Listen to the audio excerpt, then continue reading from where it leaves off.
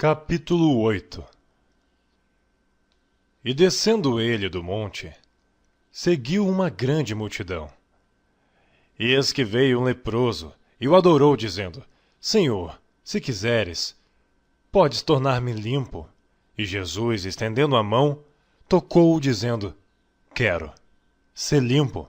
E logo ficou purificado da lepra. Disse-lhe então Jesus: Olha, não digas a alguém, mas vai.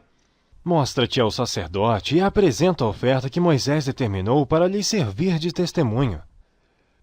E entrando Jesus em Cafarnaum, chegou junto dele um centurião rogando-lhe e dizendo: Senhor, o meu criado jaz em casa, paralítico e violentamente atormentado. E Jesus lhe disse: Eu irei, e lhe darei saúde. E o centurião respondendo disse: Senhor, não sou digno de que entres debaixo do meu telhado, mas dize somente uma palavra, e o meu criado há de sarar. Pois também eu sou homem sob autoridade, e tenho soldados às minhas ordens.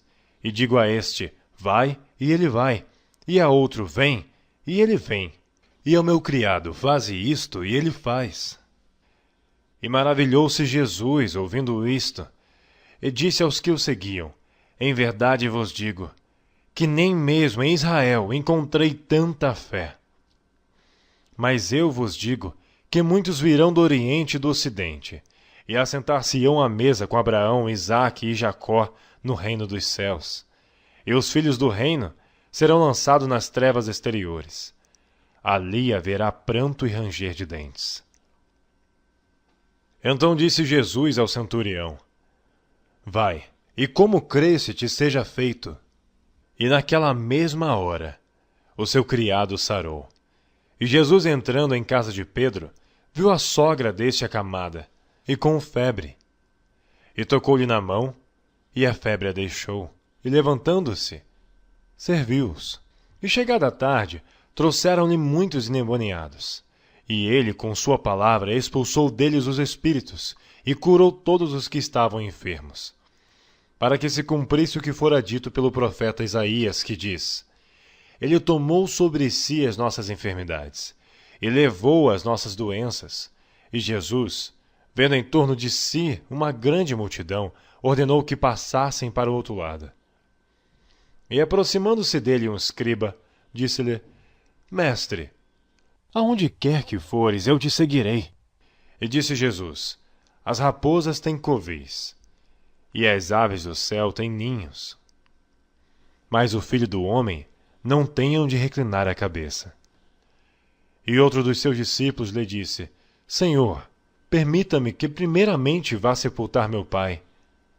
Jesus, porém, disse-lhe: Segue-me, e deixa os mortos sepultar os seus mortos. E entrando ele no barco, seus discípulos o seguiram. E eis que no mar se levantou uma tempestade tão grande, que o barco era coberto pelas ondas. Ele, porém, estava dormindo. E os seus discípulos, aproximando-se, o despertaram, dizendo: Senhor, salva-nos, que perecemos. E ele disse-lhes: Por que temeis, homens de pouca fé? Então, levantando-se, repreendeu os ventos e o mar, e seguiu-se uma grande bonança. E aqueles homens se maravilharam, dizendo: Que homem é este, que até os ventos e o mar lhe obedecem? E tendo chegado ao outro lado, a província dos Gadarenos, saíram-lhe ao encontro 2 endemoniados, vindo dos sepulcros. Tão ferozes eram, que ninguém podia passar por aquele caminho.